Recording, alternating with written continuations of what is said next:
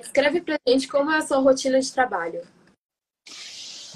Bom, hoje, né, aqui na universidade, então a gente tem uma rotina bem dividida entre práticas, né, clínicas e teóricas e atividades administrativas, né? Então, hoje eu estou na direção do hospital veterinário também, então tem uma carga horária administrativa bastante intensa, né? Bastante ocupação, né? Administrar um hospital é algo que demanda muito tempo, né? E muito estresse, demanda muito estresse, porque a gente se estressa e a gente quer resolver as coisas e às vezes as coisas não resolvem facilmente, então você começa a ficar preocupado que não está resolvendo, então tem toda essa carga administrativa, né? Mas acho que eu vou focar na especialidade, né? Não em parte administrativa. Então, uma rotina diária, vamos dizer assim, para a gente como anestesista, né? Como anestesiologista, envolveria o estudo, né? Dos casos clínicos que você vai ter no seu dia de rotina. Então, isso é interessante, sempre se preparar com antecedência para os seus casos clínicos de rotina, né? Seria ideal, vamos dizer assim, se eu conseguisse ter acesso às fichas, aos históricos dos pacientes, né, no dia anterior à anestesia, pelo menos, né, e não no dia só da anestesia, que a gente vai ter acesso também, vai conseguir, mas é bom sempre para conseguir programar o seu caso, né? Então, programar o que você vai fazer, quais as possibilidades, o plano A, plano B, plano C, se não der certo isso, o que eu vou fazer? Porque pode ocorrer você planejar um determinado procedimento anestésico que você planeja, vai dar certo isso e na hora não dá certo. Aí, o que você vai fazer? Né? Ou a gente pode pegar muitas vezes, né, cirurgiões que você fala assim, o que vai ser feito nesse paciente? Eu ainda não sei, na hora que eu vou acessar que eu vou ver. Então, é um procedimento que você, às vezes, vai precisar mudar sua técnica anestésica ou aplicar algo a mais no momento lá, né? Então, como eu falei, você tem que ter um planejamento e tem que estar preparado, eu acho, para mais de uma possibilidade, né, de uso ali e trabalhar em mais de uma área ali. Então, tudo começa com planejamento, né? Uma rotina anestésica vai começar com planejamento.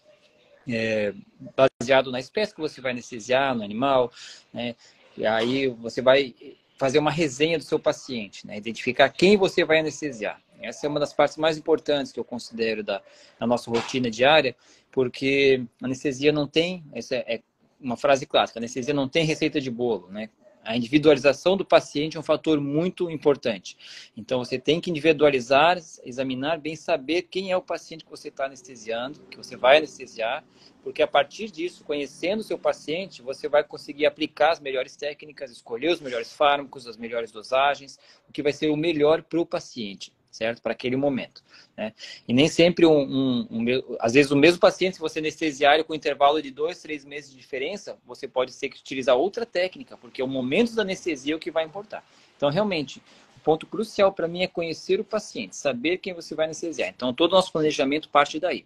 Então, uma boa avaliação pré-anestésica bem feita, acesso ao histórico do paciente, colher informações do histórico junto ao tutor ou na ficha de clínica, né, no prontuário do animal.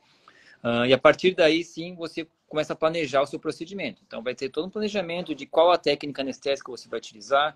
Eu vou fazer uma técnica geral, de anestesia geral. Não, vou planejar uma sedação com bloqueio local.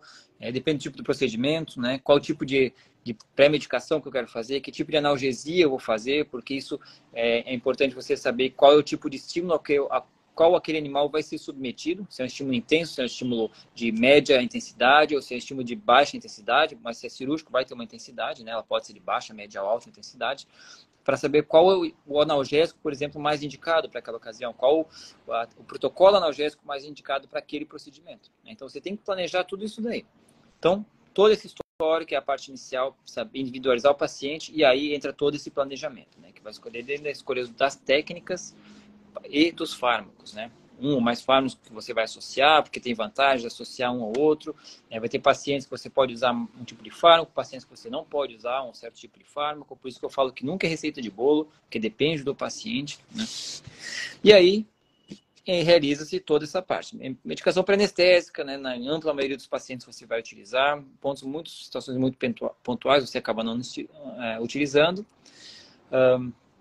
Bloco cirúrgico, cirúrgico, indução da anestesia e manutenção da anestesia, que daí depende da técnica que você escolher, né? Inalatória, ativa, piva, como eu falei, sedação com anestesia local, anestesia dissociativa. Então, você vai ter diversas técnicas para fazer a tua manutenção da anestesia ali, certo?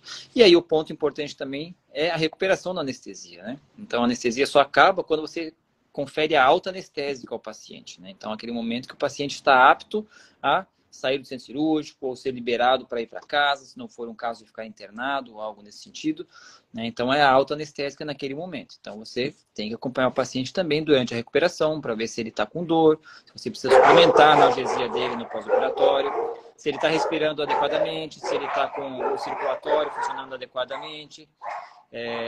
Então, você tem que acompanhar a temperatura, se ele recupera a temperatura. Então, você tem que acompanhar ele também no pós-operatório. Só um momento que eu vou chegar meus cachorros aqui. Eu tenho só 8 cachorros, né? Então eu tenho bastante movimento aqui, né? Bastante barulho aqui. Passa ali no portão, eles estão latindo.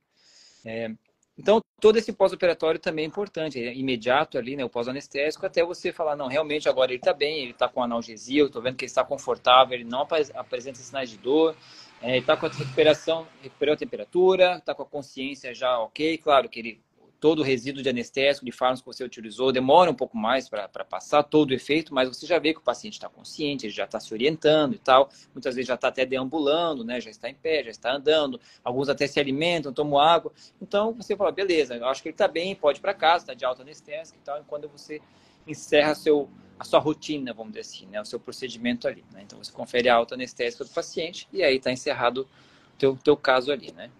Então, a rotina de um anestesiologista, basicamente, eu acho que passa por aí, né? Claro que vão ter especificidades, depende do procedimento, vão ter procedimentos mais curtos, mais longos.